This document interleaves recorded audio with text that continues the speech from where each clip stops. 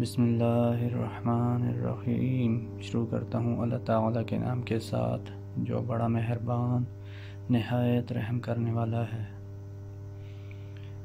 حضرت عمر رضی اللہ عنہ نے رسول اللہ صلی اللہ علیہ وآلہ وسلم سے اندر آنے کی اجازت چاہی۔ اس وقت آپ کے پاس قریش کی چند عورتیں امہات المؤمنین میں سے بیٹھی باتیں کر رہی تھیں اور آپ کی آواز پر اپنی آواز اونچی کرتے ہوئے آپ سے نان و نفقہ میں زیادتی کا مطالبہ کر رہی تھیں۔ جو ہی حضرت عمر رضی اللہ عنہ نے اجازت چاہی تو وہ تمام کھڑی ہو کر پردے کے پیچھے جلدی سے بھاگ کھڑی ہوئیں۔ آخر حضرت صلی اللہ علیہ وآلہ وسلم نے اجازت دی اور وہ داخل ہوئے تو حضرت صلی اللہ علیہ وآلہ وسلم مسکرا رہے تھے۔ حضرت عمر رضی اللہ عنہ نے عرض کیا، یا رسول اللہ، اللہ تعالیٰ آپ صلی اللہ علیہ وآلہ وسلم کو ہمیشہ خوش رکھے۔ آپ صلی اللہ علیہ وآلہ وسلم نے فرمایا، مجھے ان عورتوں پر ہنسی آ رہی ہے جو ابھی میرے پاس بیٹھی ہوئی تھیں، لیکن تمہاری آواز سنتے ہی سب پردے کے پیچھے بھاگ گئیں۔ حضرت عمر رضی اللہ عنہ نے عرض کیا، یا رسول اللہ، ڈرنا تو انہیں آپ سے چاہیے تھا۔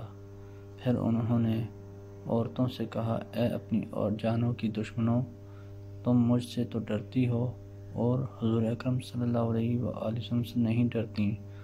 عورتوں نے کہا کہ ہاں، آپ ٹھیک کہتے ہیں، حضور اکرم صلی اللہ علیہ وآلہ وسلم کے مقابلے میں آپ کہیں زیادہ سخت ہیں۔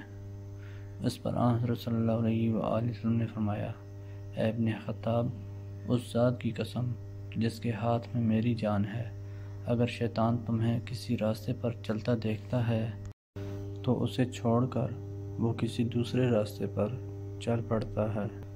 رسول اللہ صلی اللہ علیہ وآلہ وسلم نے فرمایا، اس ذات کی قسم جس کے ہاتھ میں میری جان ہے، جو شخص بھی اللہ کے راستے میں زخمی ہوا اور اللہ تعالیٰ خوب جانتا ہے کہ اس کے راستے میں کون زخمی ہوا ہے، وہ قیامت کے دن اس طرح سے آئے گا کہ اس کے زخموں سے خون بہہ رہا ہوگا۔ رنگ تو خون جیسا ہوگا لیکن اس میں خوشبو مشک جیسی ہوگی۔ رسول اللہ صلی اللہ علیہ وآلہ وسلم نے فرمایا، تم میں سے کوئی مسلمان جب مسجد میں داخل ہوتا ہے تو جب تک وہ نماز کی وجہ سے رکا ہوا ہے وہ نماز ہی میں ہوتا ہے۔